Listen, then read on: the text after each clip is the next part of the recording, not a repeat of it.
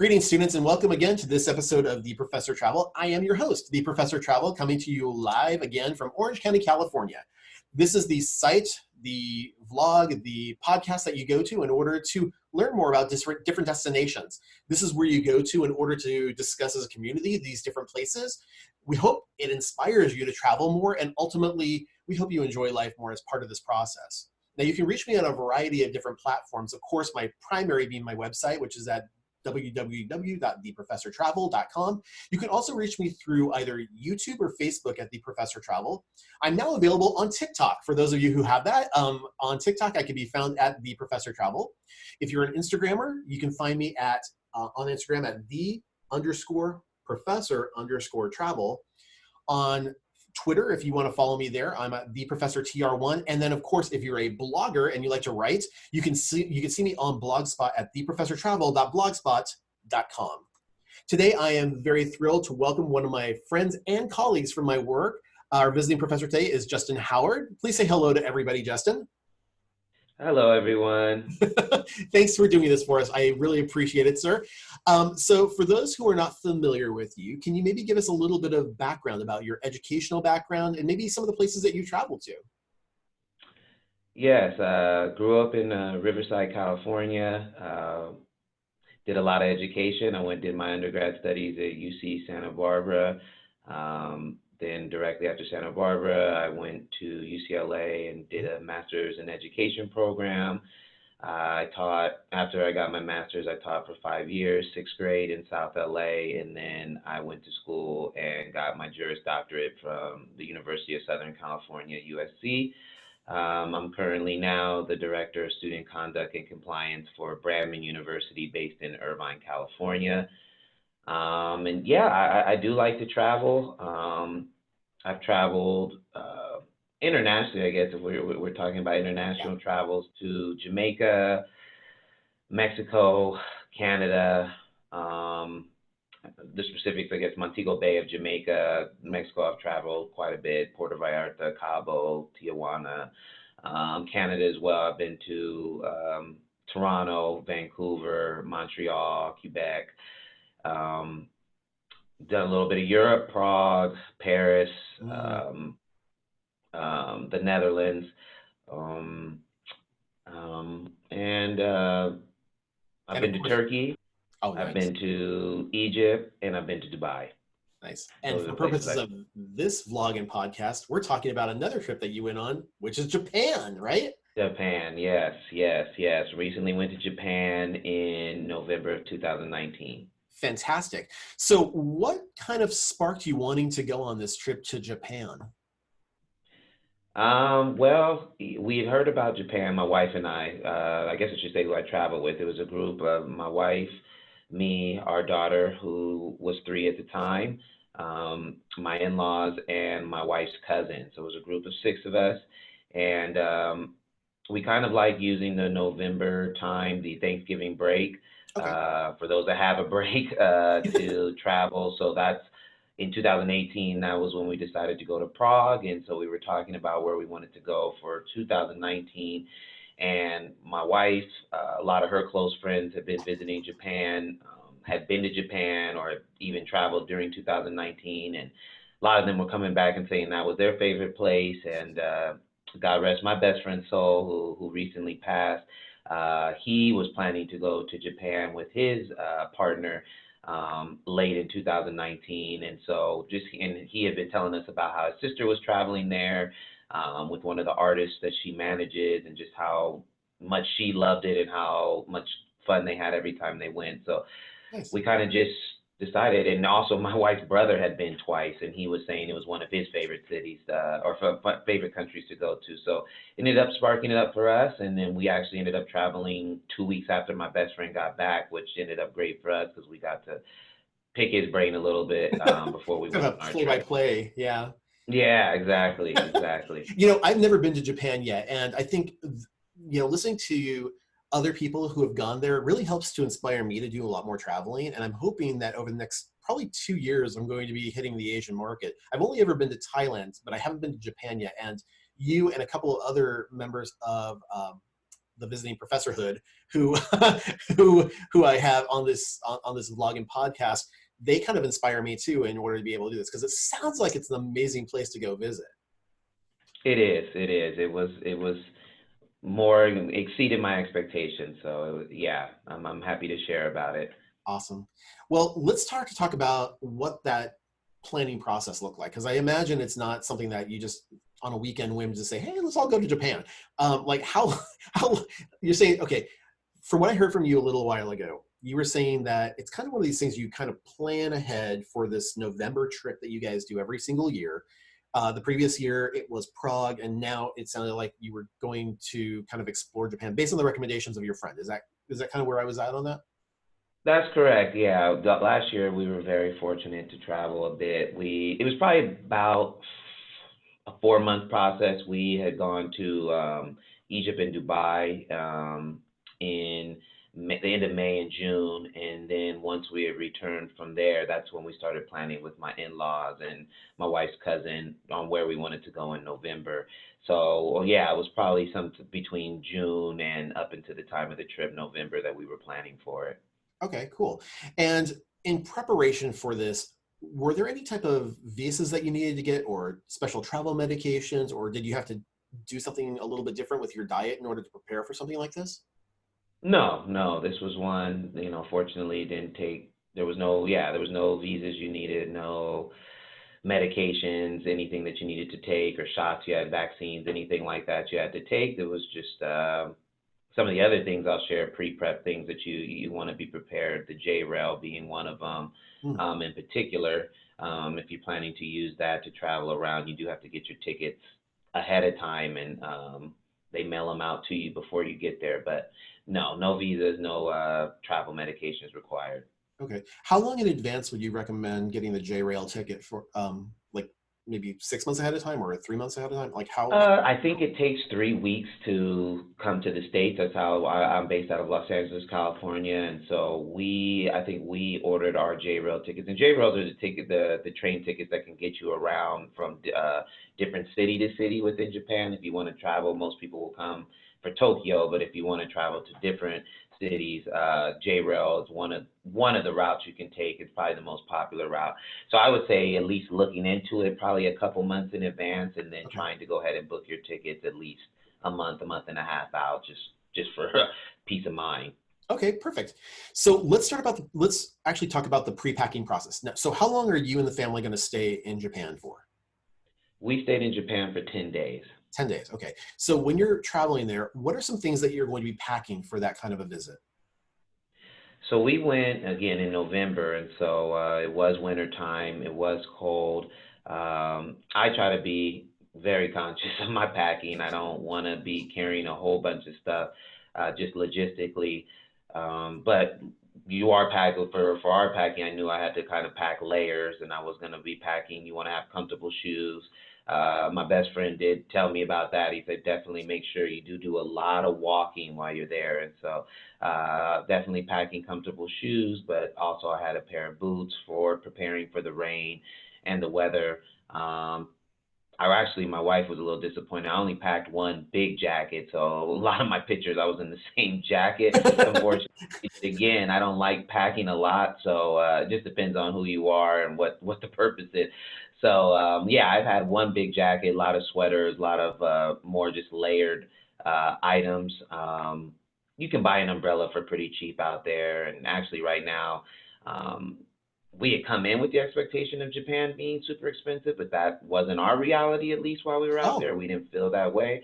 And so, yeah, we were like, oh, should we bring an umbrella? And I think we brought an umbrella for our daughter, but we ended up buying our own, and they were like $3 everywhere you went, oh, $4 everywhere you that's went. not bad at So, all.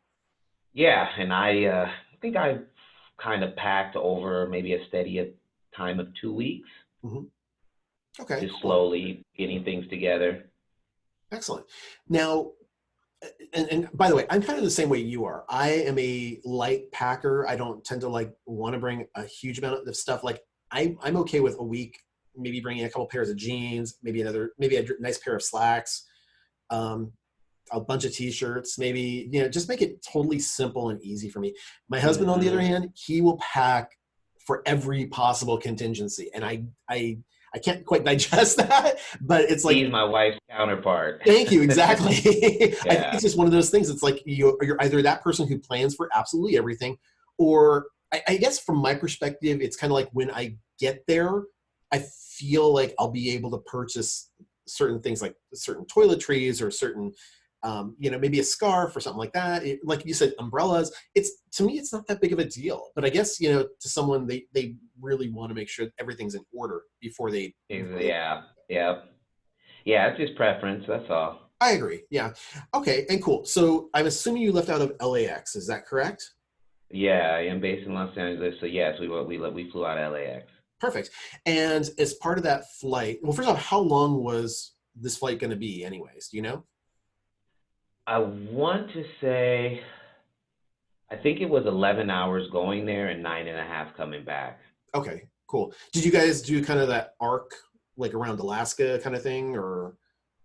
I don't know. I mean, I wish I'm terrible with geography, to be perfectly honest. So That's okay. I couldn't tell you. I'm not sure. I just know I was told that that it was going to be faster on the way back, and then somebody explained to me, I guess, just I don't know, the wind current or something is what allows you to get there faster when you come back. So Yeah. that was all I was aware of.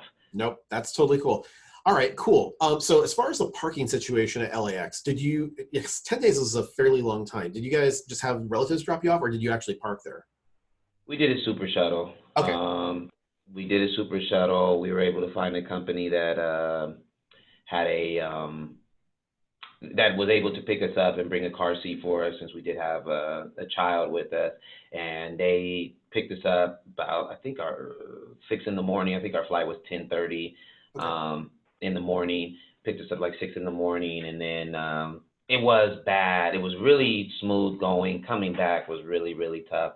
Um, I think, again, it was that Sunday that everybody coming back from Thanksgiving break. So Yeah. it was just a bad day, and it was really a lot of traffic at the airport that day. But we did have the same service come and pick us up. So that was smooth in terms of just having somebody to be able to do it, not having to hustle and bustle for Uber. But it just, when we returned, it took a while. Our car didn't get there. Yeah, I waited about 45 minutes for the car. I think that's kind of the trade-off. I mean, obviously, like a super shuttle or even an Uber or a taxi, they're pretty quick, but they can be. Well, let me phrase that: the taxi or Uber can be fairly fast. The shuttle is probably the least expensive way of doing this, but at the same time, like I've done one of the super shuttle things before too, and it took them an hour to pick us up from the airport, another hour to be able to get us to home. So I mean, it was like a Hmm. 2 hour thing that whole way of doing it. And so for my money, when I get home, especially traveling long distances, I just want to get home, hit my bed. So I'll pay a little bit of extra money in order to be able to do that. But again, that's just me.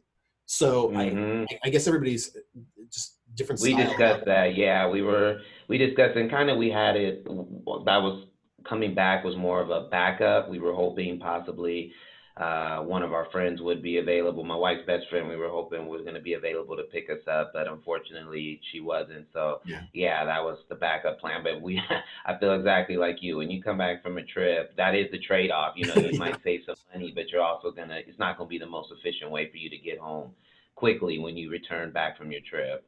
I'm gonna have to talk to you, by the way, about Dubai because I'm gonna be doing that potentially in December. So we'll talk more about that as Yeah. we go in on that. So, okay, so when we spoke earlier, you said you were flying out on Lufthansa. Is that correct? That's correct. Okay, and did you also take them back? Was it the same flight back? Yeah, same airlines coming Okay, back. so did you have coach seating? Did you upgrade? How did that work? No, we did coach seating, and it worked out fine. It was pretty, from what I recall, it was a pretty smooth. I felt pretty comfortable. Luckily, I think on the way there, my daughter slept the majority of the time. That was great, and she Yay! did. Yeah, she slept like half. I think about half the time heading there, so that was great.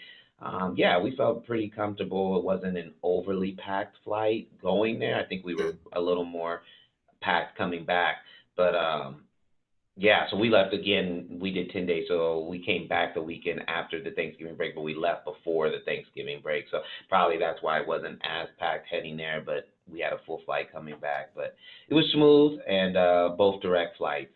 Okay, perfect. And two things I know people always ask about when they fly on these flights, especially ones that they're not normally accustomed to, because Lufthansa isn't your typical American Airlines or United Airlines. How was the service, and were there any concerns with the food on board?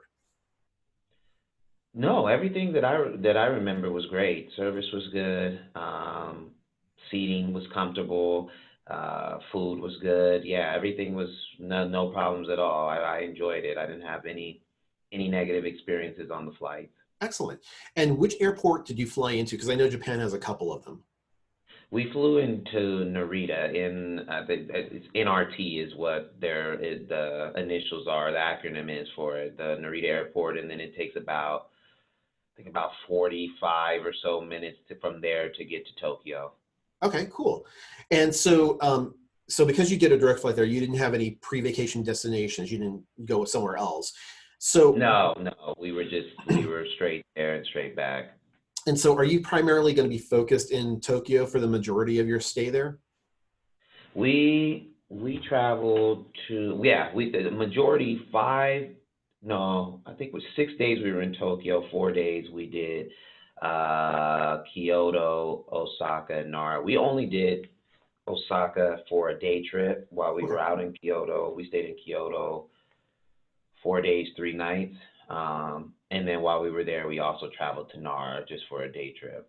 Okay, so let's break this down just a little bit. But before we break it down into what you did at these different destinations according to your itinerary, did you have hotels at each location, or were you doing like Airbnb or timeshares? How did that work out for you? We were considering Airbnbs or different forms, but we just ended up, I think for us, it was, especially having our daughter, was just about having like comfort and having service, being provided with service to us. So we ended up doing hotels in each city that we were in, for Tokyo and for Kyoto.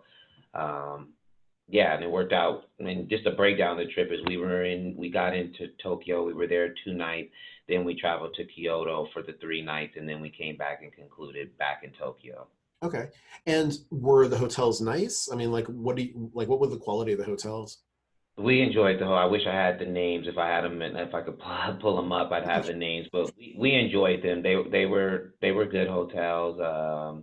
The first hotel I think was interesting because um, you come in, it's a like a lounge area for you, and then it's one room in the back, and it was essentially six single beds. So we were all in one long room together, where all six of us, my in-laws, my wife's cousin, my wife, myself, and my daughter, which she loved because it was like basically six beds squished together in one room. So she was just running zoom, zoom, zoom across each bed, and when we were off the beds, and then she got to oh, I want to sleep next to my grandma. So she would be able to sleep next to her grandma, but we Oh, were all there together. So that was pretty cool. In Kyoto, we had two hotel rooms next to each other. So, and I really liked it.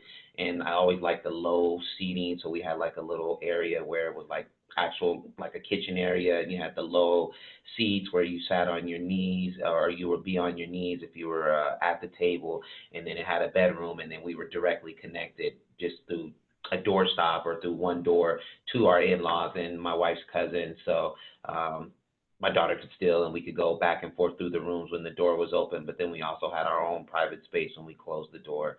Um, so we enjoyed that. And then when we came back to Tokyo, it was more of your traditional hotel, just a regular hotel room, just a bed, a TV, and we weren't connected there. We were on the same floor, but two different. We were across the way from each other.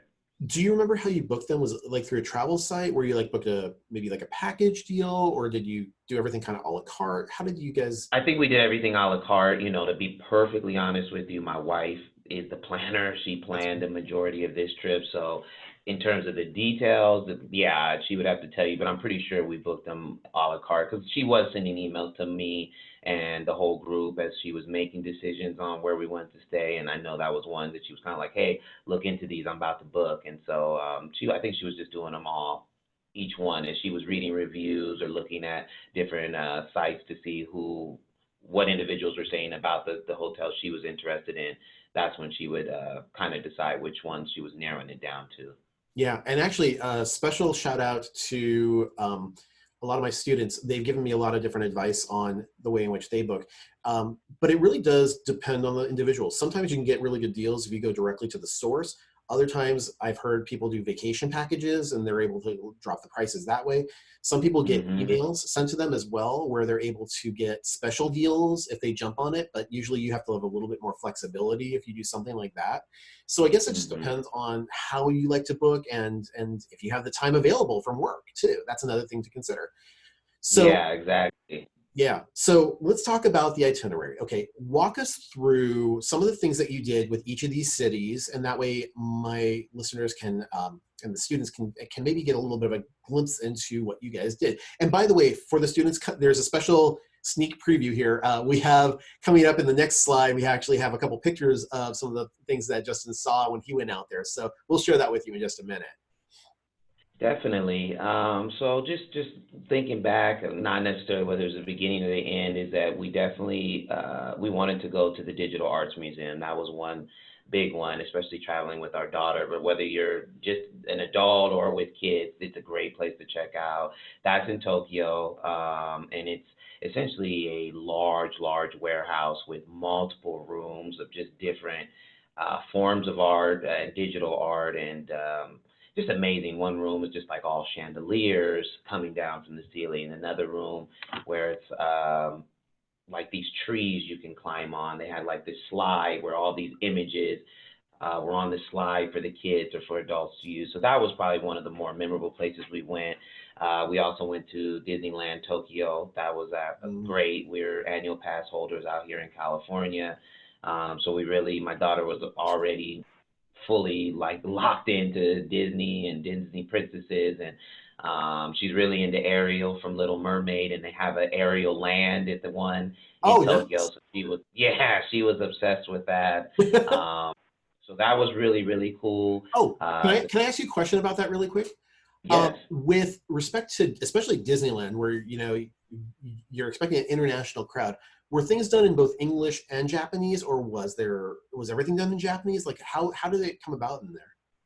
That's a great question. Yeah, it was. Everything was pretty much done. When you went on a ride or you got instructions, everything was in Japanese and English. Those were the two Oh, predominant uh, languages that I heard over the intercom for rides that we went on. Is usually the directions were given or instructions were given in Japanese first and then in English. excellent. Okay, cool. So it sounds like you had a really fun time starting off your trip over that 6 day period. But gosh, Yeah, we did Shibuya Crossing, of course. You have to go there. You have to see all the busyness of that cross. I think I was told something like 2 million people cross there a day or something crazy and like that. for my students who are not familiar with what Shibuya Crossing is, it's that one area that you'll see in a lot of movies and where it's like people are like crossing the crosswalk, but they'll cross diagonally across the street, they'll cross on the sides, they'll cross like everybody moves at once. It's just a lot of movement. So Absolutely. And then we went and checked out for all those that remember the great movie Lost in Translation. We went to that with Bill Murray and Scarlett Johansson. We went to the New Yorker bar, which is like the bar that's pretty much featured, where they're meeting a lot in there, and that is a beautiful scene. I think it's at, if I recall, the Hyatt, the one of the Hyatts in Tokyo. And you'll, if you look it up, you can find the New York bar and the Hyatt. Definitely worth it. Beautiful scene, beautiful space. They had a live performer there while we were there singing, and just the views from there are amazing. I mean, it is one of your probably your top dollar expensive places to eat or to grab a cocktail, but definitely worth it. actually, speaking of food, I was going to ask you, what was the food like for you? Because I mean, I know when you're potential, especially with little kids, sometimes they can be very picky about food and stuff like that. But knowing that you're going to another country, knowing that they're going to probably have a lot of different things that are going on, did you guys stick with kind of the fare of what was being presented there in Japan? Did you guys go for some kind of Americans food ideas and stuff like that, or was it kind of a mix? What was your take on that? Great question. For my daughter, who's 3, it was very much like we were looking for McDonald's, Subway. It's more American traditional food for her, even though she loves rice. But And anywhere we would have rice or edamame, that was always good for her. But yeah, that was what it was challenging for her. But then she just loves like snacking, and there was always places you could find fruit, and there were a lot of like convenience stores, which was nice. There was always somewhere where we could go grab some snacks for her, grab some fruit from her, so which was very nice and convenient. But yeah, we enjoyed the food. I think for us generally, I thought we were gonna come in and try some knock us off our socks sushi, and I don't know if I found that. I thought all the sushi we tried was solid, and we Hmm. probably had sushi at least half the time we were there, 5 days while we were there, which was solid, but nothing too crazy. The two places that were very memorable were probably the steakhouses we went to. One was a smaller one in Tokyo that we just randomly found. We were trying to go to another place, and they had like a 2 hour wait, and so we looked up another. I wish I knew the exact name of what these are called. It wasn't like your traditional steakhouse or American steakhouse. It was more of like a 4 course or 5 course meal where everything is like small portions and it's spread out over a 2 hour period. Hmm. Nice. But that's still probably in my recollection of the top 5 meal I've ever had. Wow. And I wish I could shout out. Yeah, if I think about it, I'll let you know so you can shout it out on your next Japan one, which one, what the name of the place is. But it was really, really, really good. Um, yeah, so we tried to really embrace where we were. We also in Kyoto, we went and in the marketplace, they kind of have food that you can eat while you're walking through the marketplace, and they will just have a steamer. Like say you wanted scallops, there'll be raw scallops, and then they'll say, oh, you want scallops, and then they'll just have this steamer or this like fire that they sear it right there in front of you for, and that was a pretty cool experience to try some of the foods in that place. You know what? I was going to also ask you, what did you do for breakfasts over there? Breakfast also, some of the two of the hotels that we stayed at, they actually had breakfast for us. Every morning you could come down and they had breakfast available. And that was just a mix of like your traditional continental breakfast. They'd have bagels, muffins, cereal. Um, Okay.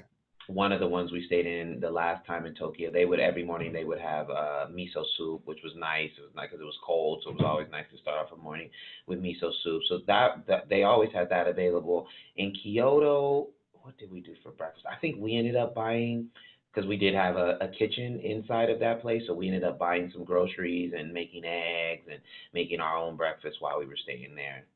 When I But was yeah, over, we typically didn't, that's a great question. We typically didn't go out for breakfast. It was more lunch and dinner that we actually ate out. I want to ask you a question about Kyoto, and specifically because you did some shopping. Normally, at least when I've traveled over to Europe, they're very conscious of space over there. So usually, like when you go and get milk, you're not getting a gallon of milk. You're getting maybe a smaller carton of milk, and then you're getting like smaller amounts of different items because the refrigerators, even over in some of the places I was over in Europe, are much smaller than your conventional Hmm. refrigerators we have out here. What was your experience with that? Did it seem like you had like the full size stuff that you had in the States, or was it much more convenient sized? I'd say a little bit of both. The convenience stores were a lot more smaller portions of like fruits or things you were getting, eggs, whatever. But they did have, if you did go to a larger like grocery store type things, then you would have your normal size and things that you would find at your Vons, Ralph's, things here in the States. And so I would say it's a combination of both. But in the place we stayed in Kyoto, we did have a full size, and I know what you mean about the mini space in Europe, but we did have a full size refrigerator, and we were able to pack a lot of stuff into our fridge. So Awesome. space wasn't an issue there. So, what did you do in Kyoto? Kyoto. So Kyoto was great. Just a little different, not as much hustle and bustle as it was in Tokyo. We visited the marketplace there. One of they had some beautiful, beautiful temples. So one of the, I think, pictures you'll show. I don't know the name of the temple, but it was one of the more famous temples in down the downtown uh, Kyoto area.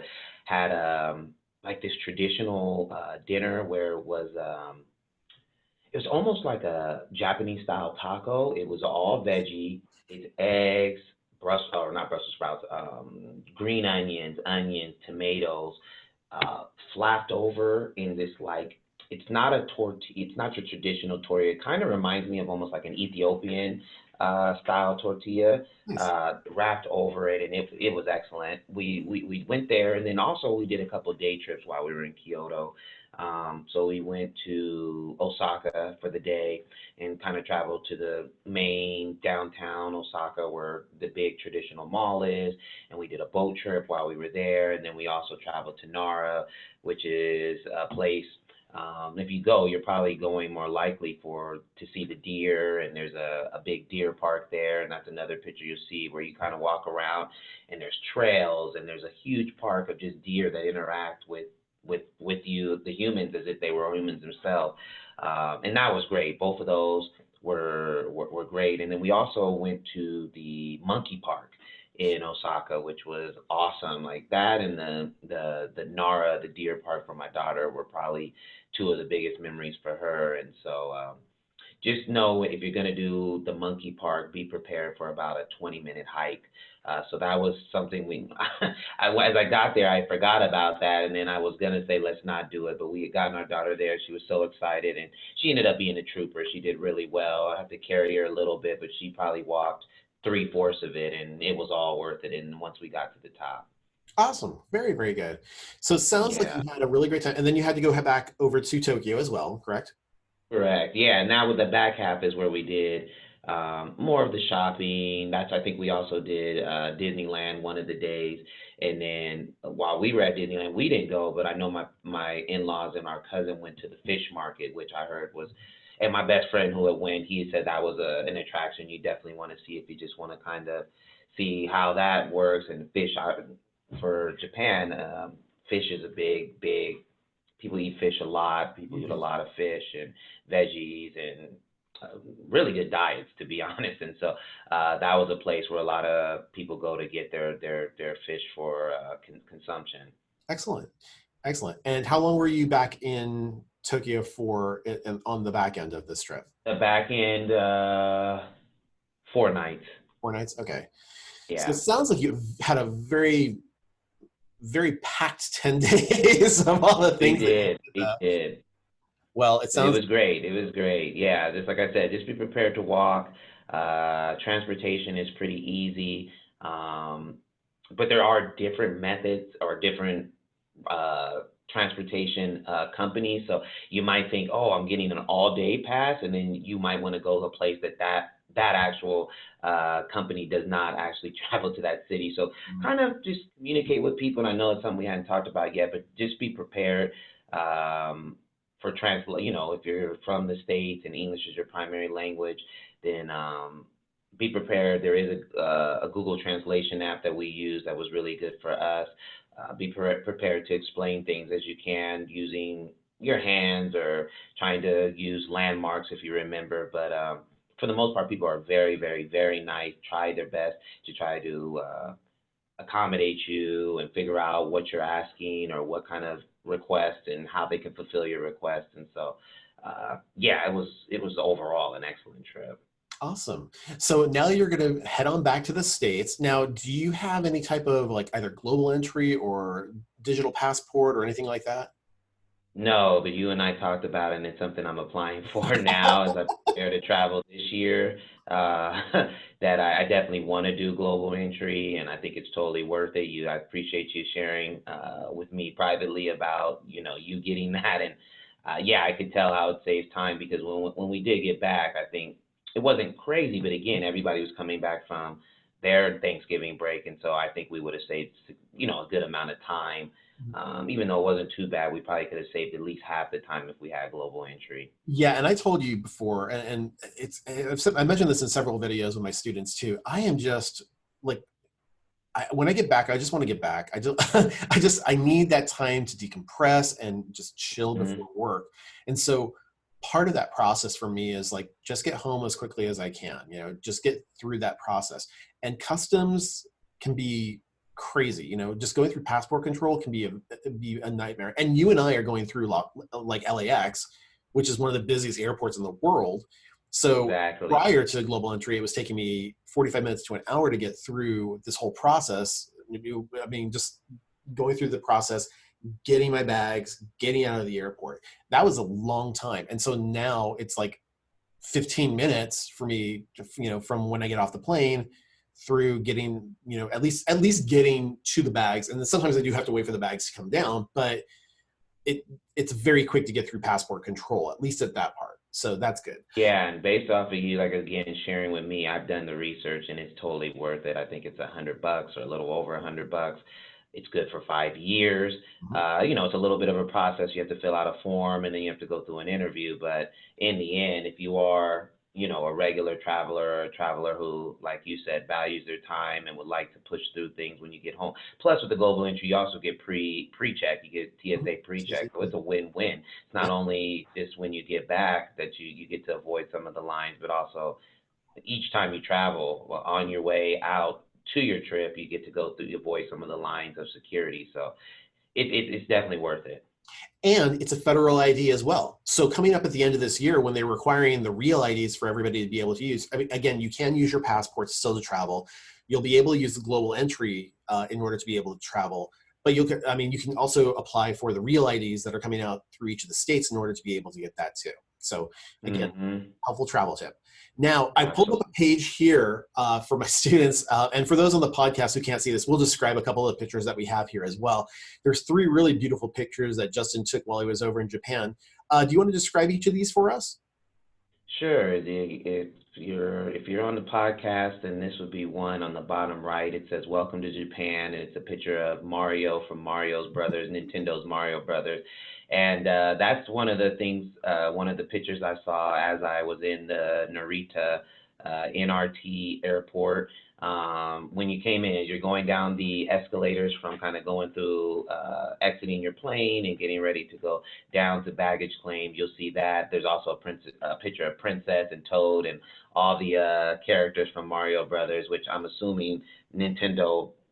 I don't know for sure, but I would imagine Nintendo was probably based out of Japan. So, I think or the Mario Brothers was based out of there. So that was just a really cool picture. Above that, on the right, is one of the temples we visited in Kyoto, and this is probably one of the, I wish I knew the name, but probably one of the more popular ones that was there, and it was just really beautiful at night. Just some of the things to be aware of looking into it again if you're traveling with those either children or people who may have mobile accessibility issues. Some of these did not have like elevators or escalators to get to, so it was all stairs leading up to them, and I found that to be in a couple different of the temples we went to.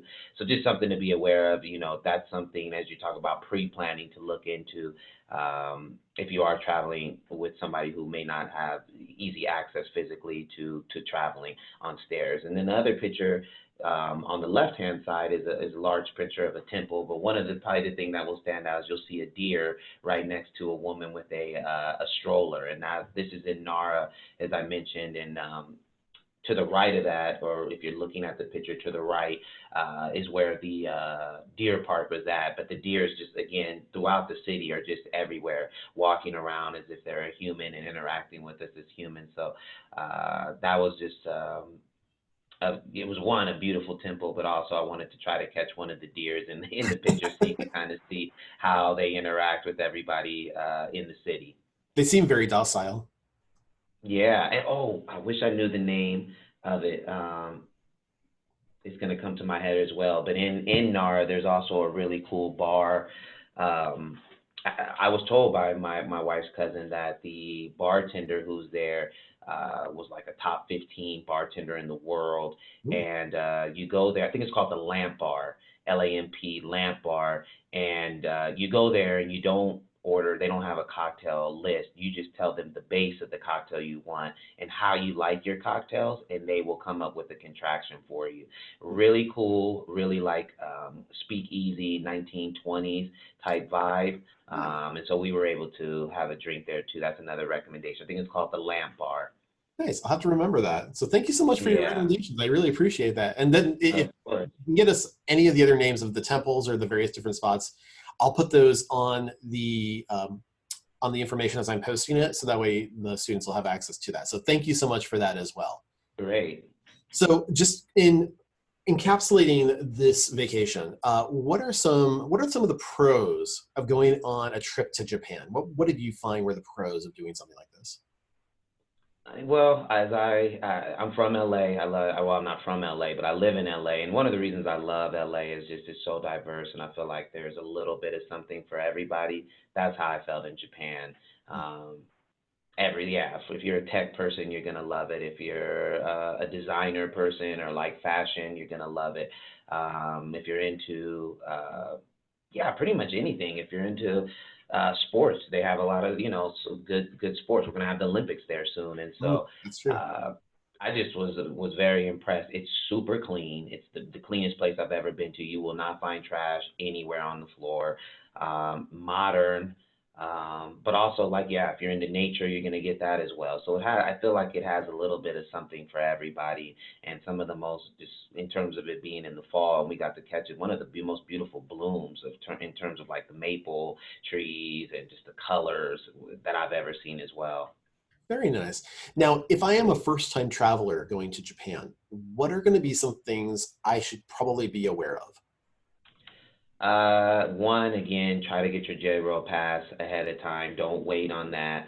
Uh, if you can, brush up a little bit or know at least some of the basics of the language, how to, say excuse me, how to say hello, uh, j- just just out of respect and trying to be immersed in the culture that you're going to.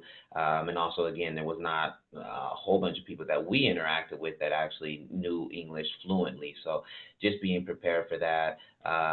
Studying the transfer. If you know where you want to go, then what's the easiest route? If it's not going to be a J rail, then what other transportation companies take you there? So then you're not kind of confused or spending money on a pass. That happened to us a couple of times where we spent money on a pass, and he's like, "Oh, buy an all-day pass."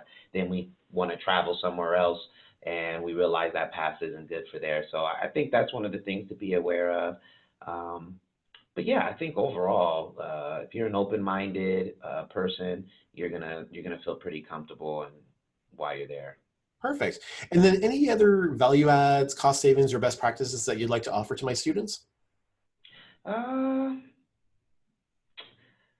yeah, again, I think I don't know. I think I shared this earlier. Maybe we shared it offline, but yeah, I think right now that if you're coming from the States, the dollar's so strong that I didn't feel it was expensive. All I'd heard a lot, prior to preparing for this is Japan's expensive, Japan's expensive. Mhm. I didn't feel that way. I felt Japan was actually pretty reasonable and my dollar went a pretty long way. So, do your own research, be prepared for that. But yeah, I think you just enjoy yourself, make it a trip where you're not coming with a tight budget, but that you're open to everything it has to offer. Because I think again, you're gonna experience a lot, you're gonna see a lot, and I think there's gonna be a lot of interest in different things there. So enjoy yourself.